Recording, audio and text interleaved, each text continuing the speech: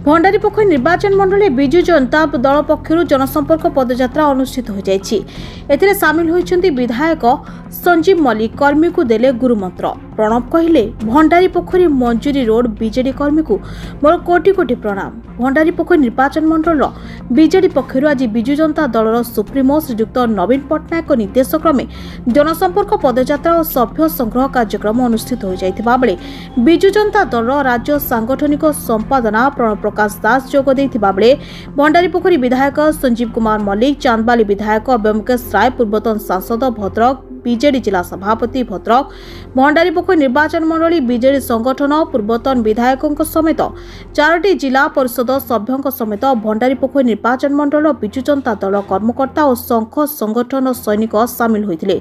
आगामी दिन में रिमोट चालित सरकार विरोध में लड़ई हेबा सहित भंडारीपोखरी निर्वाचन मंडली उन्नति प्रगति में प्रतिबंधक साजिले दृढ़ प्रतिवाद हेबा मतामत प्रकाश करछन्ति।